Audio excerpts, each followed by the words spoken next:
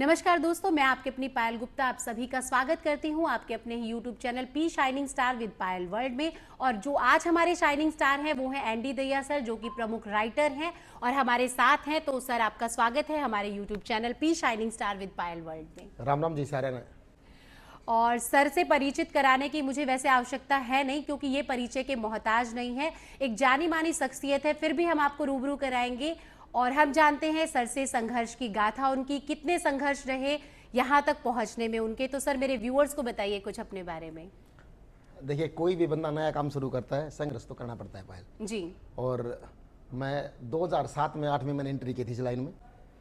और जैसे मैं इस लाइन में आया, मैंने गाने लिखने शुरू किए तो 2016 तक 2016 से तक तो कभी भी किसी कंपनी ने गाने खरीदे ही नहीं, ना ही किसी प्रोड्यूसर ने प्रोड्यूस किए गाने को। 2017 में जाके पहली बार किसी कंपनी ने मेरा गाना लिया था। तो 2007 और 8 से आपने बोला कि आपने लिखना शुरू किया और 2017 में आपका गाना किसी ने लिया। तो इस दौरान आपको ऐसा नहीं लगा कि मतलब कुछ अच्छा नहीं चल रहा है, क्यों गिव अप कर देना चाहिए या किसी और इंडस्ट्री में ट्राई करना चाहिए? तो ये 8-9 साल का जो ये बीच का समय रहा। देखो, मैंने शुरू से ही सोचा था अपने माँ बाप का नाम रोशन करूं। जी। और मेरी नज़र में 3 ही फील्ड ऐसे हैं जिसमें अपने माँ बाप का और गांव का और अपना नाम किया जा सकता है बहुत हाई लेवल पे। सबसे पहले तो स्पोर्ट्स, खेल की दुनिया। जी। दूसरी फिल्मी दुनिया। जी। तीसरा पॉलिटिक्स। तो आपने राइटिंग को ही क्यों चुना? जैसे मेरे माइंड के अंदर ना कंसेप्ट आते थे, कुछ चीज़ें आती थी किसी को भी देख के मैं मतलब लगता था मेरे को भी लिख सकता हूँ मैं। ओके। हाँ, जैसे मैंने लिखने शुरू किए गाने तो शुरू में लिखने का मेरे से, फिर मैंने स्थाई लिखी। बहुत सारे गाने मेरे ऐसे हैं जो रिलीज ही नहीं हुए हैं। और मैंने जैसे गला भी चेक किया अपना स्टूडियो में जाके, लेकिन मैं गाने गा नहीं पाया। तो मैं जैसे गाने लिखता था तो मेरे 1-2 बंदे को सुनाता रहा जो मेरे साथ में रहते थे, उनको मेरे लिरिक्स पसंद आते थे। तो मेरे को लगा भी तेरे को राइटर बन जाना चाहिए। और राइटर मतलब खुद अगर कोई बंदा सोचे मैं बन जाऊँ, बन नहीं सकता ऐसे। ये तो माँ सरस्वती का आशीर्वाद होता है।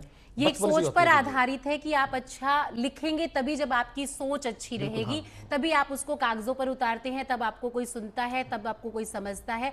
तो पहली बार आपको ये पहचान कहाँ से मिली? मतलब पर्टिकुलर कोई एक ऐसा इंसान जिसने आपको इस चीज का एहसास कराया कि आप लेखक बनने के लिए बने हैं? ऐसे तो मेरे को बहुत सारे बंदे मिले थे जो जी। बोल रहे थे मेरे को भाई तू लिख सकता है, लेकिन फिर भी उनके कहने के बाद ही मैं लिखता रहा, लेकिन उसका रिस्पॉन्स नहीं मिला कभी भी। 2017 में जाके पहला गाना किसी कंपनी ने खरीदा जिसका रिस्पॉन्स मिला था। कौन सा था वो आपका पहला गाना? पहला गाना था मेरा, राजू पंजाबी जी ने गाया था। जी। वो आज हमारे बीच है नहीं, जी। लेकिन जी। आज मैं जो भी हूँ आज राजू पंजाबी जी की वजह से हूँ। उस गाने के 2 बोल जो मेरे व्यूअर्स जानना चाहेंगे, जिससे आप इस इंडस्ट्री में इन कर पाए। हाँ, वो था छोड़ का पढ़ाई सीखने लगी कि सिलाई तू। ये आपका काफी सुपर डुपर हिट हाँ, भी ये सॉन्ग बहुत गया बड़ा है। हिट था। हाँ और फिर मार्केट में रिस्पांस आना शुरू हुआ। हाँ, इस गाने के बाद फिर टीआर वाई है, टीआर म्यूजिक से एक गाना मेरा वहाँ पे रिकॉर्ड हुआ था। जी। वो था केले गिरी भाभी मुँह दिखाई का। ये आज भी डीजे पे सबसे ज्यादा चलने वाला ट्रेंडिंग सॉन्ग है। और मैं जब सर से मिली तो जो हमारे लेखक हैं वो रीढ़ की हड्डी में बोल सकती हूँ कि हमारी इस इंडस्ट्री के हैं। लेकिन आज ये पॉडकास्ट और इंटरव्यू सेशन रखने की वजह भी यही है कि लोगों को रूबरू कराया जाए, जिन गानों पे आप नाच रहे हैं, जिन गानों पर आप थिरक रहे हैं, उसकी असली वजह कौन है। तो सर, अभी वो संघर्ष का आपका फेज रहा, फैमिली ने सपोर्ट किया आपको इन सब हाँ, चीजों फैमिली ने सपोर्ट किया, लेकिन गरीब फैमिली से था। मतलब फैमिली ने ये तो बोल दिया रवि जो तू करना चाहता है कर, लेकिन साथ के साथ में पढ़ाई भी कर। पढ़ाई में मेरा मन नहीं लगता था, फेल हो गया मैं +2 में। जी। फिर ITI में एडमिशन लिया, वहाँ भी फेल हो गया। फिर मैंने घर वालों को बोल दिया भाई मैं पढ़ नहीं पाऊंगा, क्योंकि आपको वास्तविकता रूप में मतलब पास होना था इस इंडस्ट्री में, तो इसलिए आप 12वीं भी फेल हुए, ITI में भी फेल हुए। लेकिन आप ये देखें कि इतने सारे लोग जो कामयाब हैं उनसे कहीं ज्यादा कामयाब आप आज हैं। हाँ, बस ये माँ सरस्वती का आशीर्वाद है और सभी दर्शकों का प्यार है। सभी दर्शकों का प्यार है। और साथ ही साथ मतलब कितने सॉन्ग अब तक आप इस इंडस्ट्री को दे चुके हैं? मैं काफी देता हूँ, 500+ सॉन्ग लिख चुका हूँ मैं। 500+ सॉन्ग्स। और पूछनी नहीं चाहिए, लेकिन फिर भी आपकी उम्र के बारे में जानना चाहेंगे कि 500+ सॉन्ग जिसने दिए हैं उनकी फिलहाल में उम्र कितनी है?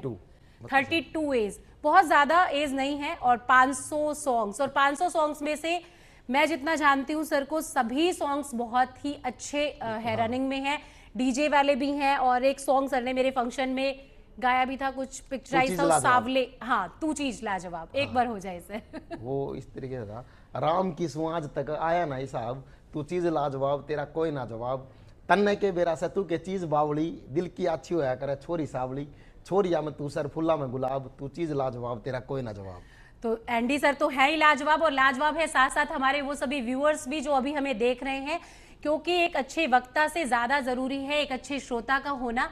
और हम सभी श्रोतागण मिलके सर को कामयाब तो हैं ही सर, और भी ज्यादा कामयाब करेंगे। इस चैनल से मैं आप लोगों को यही बताना चाहूंगी कि हम देखते हैं सबका सफर, वो सफर कामयाबी का जरूर रहता है, लेकिन निरंतर उन्होंने किया है बहुत सारा संघर्ष, और चैनल पे हम यही दिखाने वाले हैं संघर्ष की गाथा। जितने हर्डल्स रहे, कितने लोगों ने आपका साथ दिया, वो 2-4 चेहरे आप हमारे चैनल पे बताइए। सबसे पहले तो मैं मेरे गांव में नहीं रहा, मेरे मम्मी पापा के पास नहीं रहा। मैं 10-12 साल 15 साल का था जब मैं गांव से चला गया था मेरी सिस्टर के पास जी। बेरीखेड़ा गांव में मेरी सिस्टर ब्याह रखी थी।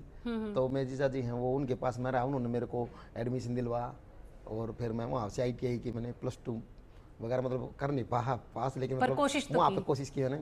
तो वहाँ से फिर मैं मिला, सबसे ज़्यादा तो साथ दिया मेरी सिस्टर ने, जिसका नाम है केला देवी। देखिए, हर किसी की नींव का पत्थर बनने के लिए कोई ना कोई एक इंसान हमारे साथ जुड़ा होता है, और सर के जीवन में रही उनकी बहन केला देवी जी। तो देखिए, आप किसी की जिंदगी में बहुत कुछ बदल सकते हैं अगर आप चाहेंगे। उनकी जिंदगी में कुछ प्रयास करके कुछ चीजें बदलाव हम ला सकते हैं। सर, जो अभी बहुत यंग ब्लड हैं, बहुत नए नए चेहरे आप देखेंगे जो चाहते हैं आप जैसा बनना, आप लोगों की इंस्पिरेशन भी है, तो आप उनके विषय में क्या कहना चाहेंगे? मैं ये कहना चाहता हूँ, देखो मेहनत करो, कामयाबी जरूर मिलेगी। क्योंकि मेरे को इतना पता है, 7-8 साल मैं सॉन्ग लिखता रहा, मेरे गाने पहली बात तो किसी ने लिए ही नहीं, फिर किसी ने 1-2 ने लिए तो वो चले नहीं। फिर भी मेरे को ये था, मैं इस लाइन में तेरे को बहुत कुछ करना है, विश्वास था मुझे। मैं जैसे लाइन मैन की थी मैंने, तो मेरे को प्राइवेट जॉब भी मिली 1-2 जगह, बिजली बोर्ड में या मतलब कहीं पे भी DC रेट वगैरह पे, वो मैं गया तो वहाँ पे, लेकिन मेरा मन नहीं लगता था। कोई भी काम करता रहा, उस काम में मेरा मन ही नहीं लगता था। वहाँ पे जाने के बाद भी मेरे माइंड में गाने चलते रहते थे। तो इस करके मैंने यही सोचा था भाई इस फील्ड में आऊँ, और जितने भी मेरे भाई हैं, जितने भी मतलब यंग लड़के लड़कियाँ इस लाइन में आना चाहते हैं, बहुत अच्छी लाइन है, रिस्पेक्ट बहुत ज़्यादा इस लाइन में जी। पहली बात। दूसरी बात क्या है, अपने माँ बाप का नाम रोशन कर सकता है बंदा इस लाइन में आने के बाद। तीसरी बात, फिर जान पहचान भी अच्छी हो जाती है, पैसा भी है, नाम भी है, इज्जत है। और मैं सबसे यही कहना चाहता हूँ भाई लाइन में आओ, कोई भी काम छोटा बड़ा नहीं होता जी। चाहे आप किसी से भी शुरुआत करो, चाहे राइटर से, चाहे वो सिंगर बनना, चाहे या लाइटमैन है, या DOP दादा है, या डायरेक्टर है, आप इस लाइन में आओ, बहुत अच्छी लाइन है। और बस नशे पत्ते से दूर रहो। नशा ऐसी चीज़ है, मतलब वो ख़त्म कर देता है बंदे को। इन चीज़ों से दूर रहो, अपने माँ बाप की रिस्पेक्ट करो, लड़कियों की रिस्पेक्ट करो, वो सबसे ज़रूरी है। क्योंकि अपना हरियाणा है, हरियाणा वैसे भी एक, जब भी हम किसी से बात करते हैं, कहते हैं हमारे अंदर संस्कार जो लगते हैं, तो हरियाणा के रहने वाले हैं हम। हमारा सबसे पहला काम है सभी की रिस्पेक्ट करना, अपने बड़े बुजुर्ग की, अपनी बहनों की, अपनी सिस्टर जितनी लड़कियां हैं सभी की रिस्पेक्ट करना, और नशे पते से दूर रहो। इस लाइन में आओ, बहुत ही अच्छी लाइन है, एक जुनून के साथ आओ। ये मत सोचो कि पहला गाना ही हिट हो जाएगा, दूसरा गाना हिट हो जाएगा। साथ के साथ में पढ़ाई बहुत जरूरी है। मैं तो पढ़ा नहीं हूँ, इस मेरे को अब मैं लिखता हूँ तो मेरे को कई शब्दों में दिक्कत आ जाती है, क्योंकि इंग्लिश नहीं आती बिल्कुल भी जी। और जो आजकल के लड़के लड़कियां थोड़ा सा ना, वो हर गाने में थोड़ा इंग्लिश टच चाहते हैं, कुछ शब्द हो जाए, जैसे परफ्यूम है, कोई शब्द ऐसे हैं जैसे वो इंग्लिश शब्द के हैं, इंग्लिश शब्द यूज होते हैं उनमें। तो मैं जैसे एक्सीलेंट शब्द हो गया, या लड़की के ऊपर कुछ चीजें ऐसी उनकी ब्यूटी के ऊपर लिखनी पड़ती हैं, मेरे को उन चीज़ों की नॉलेज नहीं है। तो पढ़ाई भी साथ के साथ में बहुत जरूरी है। देखिए, बहुत अच्छा मैसेज जो सर ने कहा कि आपका कामयाब होना बहुत ज़रूरी है, लेकिन साथ साथ आप पढ़ाई को भी रखिए, क्योंकि कुछ ऐसी जगह, फॉर एग्जांपल आज हम इंटरव्यू कर रहे हैं, तो कुछ शब्द आपके पास ऐसे होने चाहिए, अगर आप एजुकेटेड होंगे, आप शिक्षित होंगे, तो बखूबी आप इस चीज़ को भी निभा पाएंगे। सर, बीइंग ए लेखक, आपका जीवन हम लोगों को दिखा पा रहे हैं, लेकिन आप अपने रियल लाइफ में, आप अपनी निजी ज़िंदगी में पति भी हैं, पिता भी हैं, एक औलाद भी है, तो वहां आप अपने आप को कैसे देखते हैं? मतलब वहां आपका जीवन किस तरह का है? मैं दुनिया का अपने आप को सबसे अमीर आदमी मानता हूँ, क्योंकि मेरे पास माँ है, पापा है, भाई है, बहन है, बेटे हैं, और मिसेज है, सिस्टर। सबसे बड़ी बात तो मेरे साथ बहुत सारे ऐसे बंदे जो मुझे इतना प्यार करते हैं। मेरा कोई भी ऐसा गाना नहीं जिसका रिस्पॉन्स ना मिलता हो। आप लेखक हैं, आपका शेड्यूल नो डाउट बहुत बिजी रहता होगा, तो परिवार को समय दे पाते हैं, परिवार की उम्मीदों पर खरे उतर पाते हैं आप? देखो, मैं जब परिवार के पास जाता हूँ तो फिर उनके साथ अच्छे तरीके से रहता हूँ। बाकी काम भी करना जरूरी है। अगर मैं घर पे बैठ जाऊंगा तो मेरी लाइन ऐसी है, स्टूडियो में रहना पड़ता है, मेरे को शूटिंग में भी जाना पड़ता है, कंपनियों में भी जाना पड़ता है।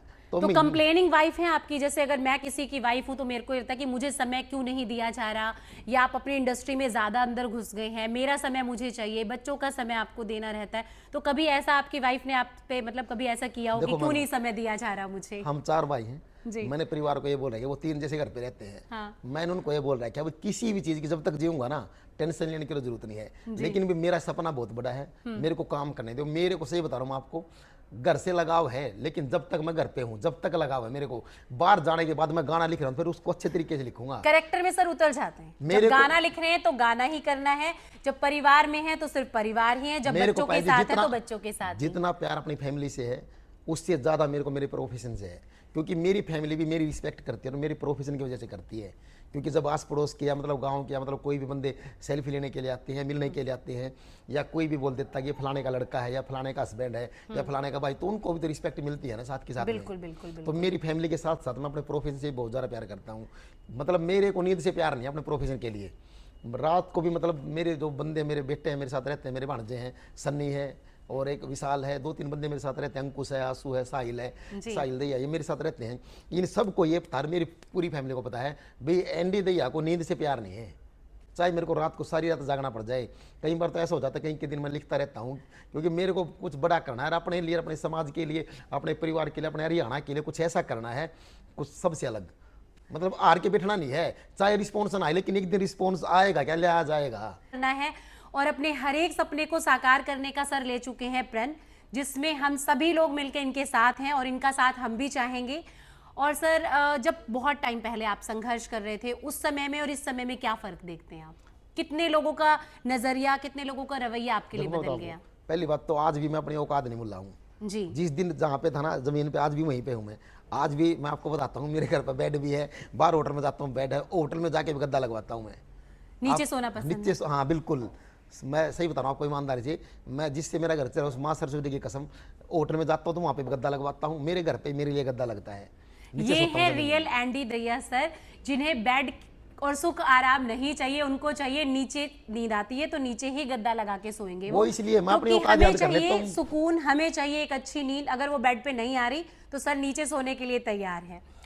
नहीं वो और नींद की बात नहीं है वाली, मैं तो आपको, जी। मैं बहुत गरीब परिवार से उठा हूँ ना, ही तो मैं कभी किसी का दिल दुखाना चाहता, कभी भी, चाहे वो लड़की हो, चाहे लड़का हो, चाहे मेरी फैमिली के हो, चाहे बाहर हो।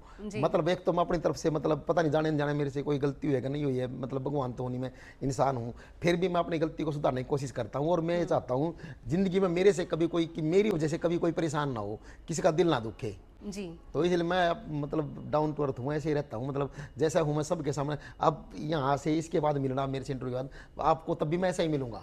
नहीं सर, आप हमें ऐसे ही लगे तो इसीलिए आप मेरे यहाँ पर एज अ गेस्ट हैं, क्योंकि मैं चाहती हूँ कि सिर्फ और सिर्फ हम अपने बारे में ना बताएं, हम अपनी निजी जिंदगी में कितने व्यवहारिक हैं, कैसा रोल हमें अदा करना चाहिए अपने आसपास के लोगों के साथ, अपने स्टाफ के साथ, उसको बखूबी मैंने समझा। तब आपको मैंने आज यहाँ बुलाया, क्योंकि मैं चाहती थी कि आपके साथ मेरा फर्स्ट इंटरव्यू यहाँ रहे मेरे पॉडकास्ट पे, और आप वो डिजर्व भी करते हैं। Thank you. आपकी टीम बहुत अच्छी है। थैंक यू थैंक जैसे यू मैं थैंक यू सो मतलब मच। सभी ने हेलो हाय राम राम नमस्ते, और मतलब बैठे बाद मैंने पहले चाय पानी सब आ गया था, तो मतलब बहुत अच्छा लगा आपकी टीम। नहीं, हम भी इसी चीज में विश्वास रखते हैं कि जो अतिथि देवो भव, हमारे घर कोई आ रहा है तो वो हमारे लिए भगवान से कहीं ज्यादा हो। सर मैं आपसे जानना चाहूंगी आपके अपकमिंग प्रोजेक्ट्स कौन कौन से आने वाले हैं? एक तो अभी आया है काले काले, ओके टी सीरीज कंपनी से आया, वो राजमावर सर ने गाया है और गुलशन भाई ने म्यूजिक दिया है। एक आया है पासू, सपना चौधरी जी का और मेरा, कोमल चौधरी ने गाया है। और अभी आने वाले गाने हैं, 2-3 गाने मासूम भाई के साथ आएंगे, 2-3 गाने राज के साथ आएंगे, राज मावर जी के साथ। जी तो 5-7 गाने अभी आएंगे जल्दी ही, नेक्स्ट मंथ ही डीजे के हैं।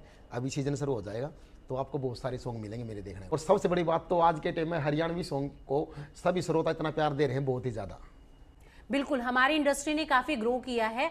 और मैं हरियाणा से हूं और यहाँ बैठ के सोनीपत में अगर हम इंटरव्यू ले रहे तो हम हमेशा चाहेंगे कि हमारा हरियाणा, हमारा सोनीपत जरूर तरक्की करे। बिल्कुल जी, हरियाणा खूब तरक्की कर रहा है, खूब रिस्पेक्ट देते हैं। जहाँ पे शूटिंग करने के लिए जाते हैं ना हम, सभी बहुत मतलब मेल मिलाप से रिस्पेक्ट करते हैं, और लोकेशन वगैरह घर की जैसे हमें यूज करने होते हैं कई बार, जी। वो दे देते हैं भाई करो। तो बहुत जब लोग support आपके करते साथ हैं। सेल्फी लेते हैं, जब आप एक स्टार को देखते हैं, स्टार तो नो डाउट आप हैं ही, लेकिन हर बच्चे का, हर बड़े का सपना रहता होगा आपके साथ फोटोज क्लिक कराना, तो उस टाइम पे आपको कैसे वाली फीलिंग आती है? बस ये होता है भी मेहनत और करनी चाहिए, क्योंकि मैं अभी उस लायक हूँ नहीं, लोग मेरे साथ सेल्फी ले ये ले, मैं मेरे को ये लगता है अभी तो आज भी वही एंडी दैया है जो आज से 10 साल पहले था, और ज़्यादा मेहनत करनी है। मतलब मैं अपने आप को ये समझता हूँ आज भी तूने अभी तक किया ही कुछ नहीं, बहुत तो कुछ कर अगले सकता है 10 साल में आप अपने आप को और कहाँ देखते हैं? क्योंकि अभी आपको इतनी बड़ी प्रसिद्धि आपकी देखिए, है और आपको लगता है अभी कुछ किया ही नहीं है, तो फिर तो हमें बहुत कुछ करने को मिलने वाला देखिए है। पायल जी, मेरे को इसलिए लगता है कुछ नहीं किया, क्योंकि भगवान ने इतना दिमाग दिया है और मतलब अच्छी अच्छी चीज़ें और भी लिख सकता हूँ मैं, साफ सुथरी चीज़ें बिल्कुल बिल्कुल तो लिखूंगा और भी, और मतलब अगले 10 साल में मिलूंगा तो आपको हरियाणा के अंदर ही, लेकिन प्रोजेक्ट बहुत अच्छे अच्छे लेवल के आएंगे आने वाले टाइम में अपने। बिल्कुल बिल्कुल, क्योंकि जितना ज़्यादा हम काम करते हैं उतना ज़्यादा हमारी कला निखर कर आती है। बहुत सारे नए चेहरों को, बहुत सारे नए लोगों को और यंग लोगों को एनडी दहिया सर चांस देने वाले हैं, अच्छा लिखते हैं और हमारे साथ ऐसे सेशन आपके चलते रहेंगे, क्योंकि मैं अपने चैनल के माध्यम से दिखाती रहूंगी कि इतना ज़मीनी स्तर से जुड़ा हुआ इंसान है और आगे बहुत कुछ बड़ा करने वाला है।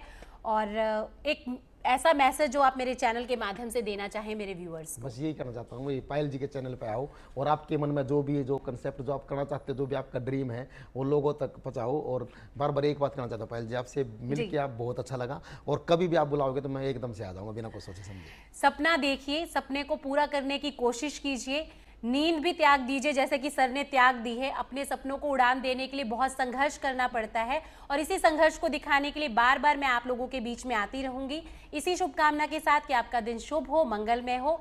नमस्कार। राम राम। सर आपका पुनः धन्यवाद करती हूँ, आप हमारे चैनल पर। और एक ये छोटा सा गिफ्ट सर के लिए। ओह, ये तो बहुत अच्छी चीज है। अच्छा, डायरी है? हाँ जी, ये डायरी है और मुझे लगता है एक लेखक को इससे ज्यादा प्यारा गिफ्ट नहीं दिया ये जा बहुत सकता। अच्छी चीज दी आपने मेरे को, थैंक यू सो मच। मुझे अच्छा लगा कि मैं इस चीज के बारे में सोच पाई कि मुझे आपको एक गिफ्ट ऐसा देना चाहिए इससे बड़ा जो गिफ्ट आपके मेरे लिए कुछ नहीं हो सकता।